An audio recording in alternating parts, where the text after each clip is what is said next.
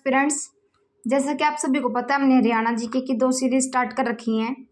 एक तो है ट्विटर ऑफ हरियाणा, जिसमें मैं 10-10 क्वेश्चंस करवाती हूँ डेली। एक है कैसी पब्लिकेशन वाली, जिसमें मैं टॉपिक वाइज स्टडी करवाती हूँ।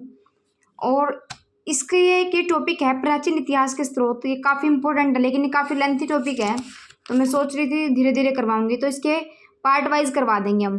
जैसे कि हरियाणा के स्रोत का, हरियाणा का इतिहास जानने के लिए 3 भागों में बटा हुआ है: साहित्यिक सामग्री, पुरातात्विक सामग्री और आधुनिक सामग्री। लेकिन उसके बाद भी साहित्यिक सामग्री भी 5 हिस्सों में बटी हुई है। तो इस वजह से हम आज सबसे पहले साहित्यिक सामग्री का फर्स्ट पार्ट यानी कि वैदिक साहित्य करेंगे, क्योंकि थोड़ी लेंथी वीडियो बन जाएगी और सपोर्ट सिस्टम ऐसा नहीं है, दैट्स वाई। अपनी प्रिपरेशन कंटिन्यू रखिए। हरियाणा जी के हर एग्जाम में आएगी, जिसका एस्टेट क्लियर हो जाता है टीजीटी में भी जरूर आएगी। पढ़ाई मत छोड़िए और स्पिरिचुअलिटी में विश्वास रखिए और अपना काम करते रहें बस।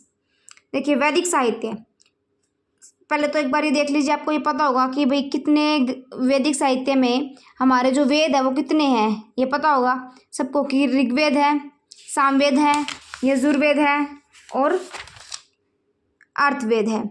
लेकिन अब ये देखते हैं हम कि अब वैदिक साहित्य में क्या क्या पढ़ेंगे। देखो, वैदिक साहित्य की जो रचना है ऋषि मुनियों ने सरस्वती और दृष्टि जैसी पवित्र नदियों के किनारे बैठकर की थी। तो फर्स्ट क्वेश्चन यही आ सकता है कि कौन सी नदियों के किनारे वैदिक सभ्यता के वैदिक साहित्य की रचना हुई है।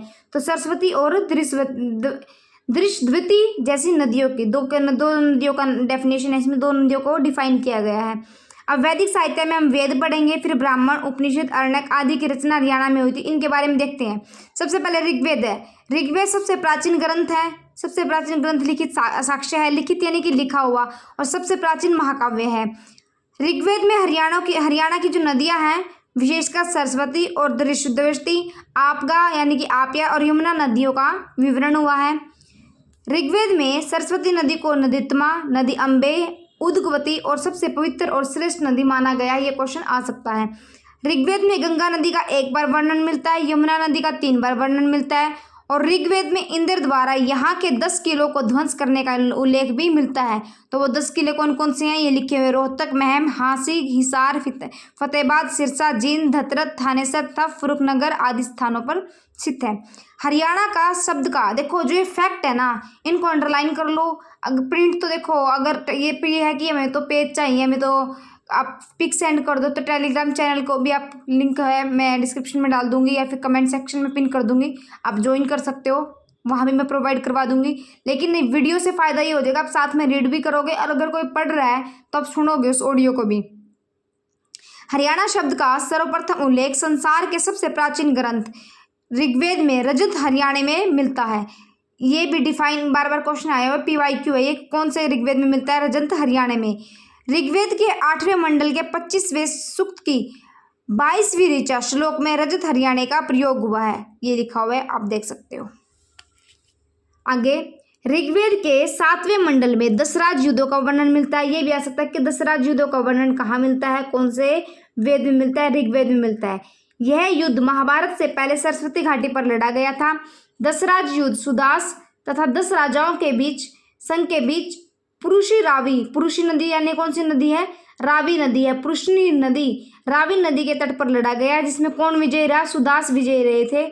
हरियाणा के ऋग्वेद के 10वें मंडल के 90वें सूक्त में पुरुष सूक्त का वर्णन है। पुरुष सूक्त पुरुष रूप में परमात्मा का वर्णन है।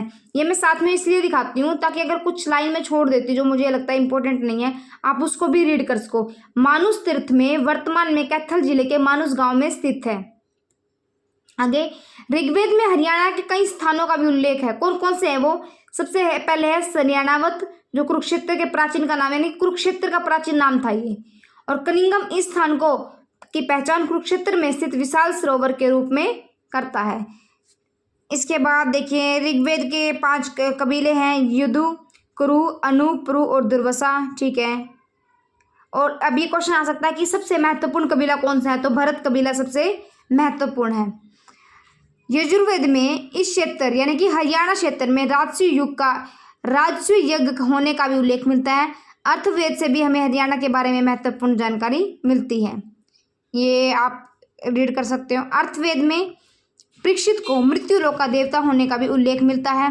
ब्राह्मण ग्रंथ निम्नलिखित ब्राह्मण ग्रंथ से भी हरियाणा के बारे में जानकारी मिलती है। अभी ब्राह्मण ग्रंथ आ गए, ऋग्वेद हो गया, सबसे पहले है ऐत्रेय ब्राह्मण। ऐत्रेय ब्राह्मण में वर्णन मिलता है कि स्वर्ग की कामना करने वाले देवता कुरुक्षेत्र में यज्ञों का संपादन करके स्वर्ग प्राप्त करते थे।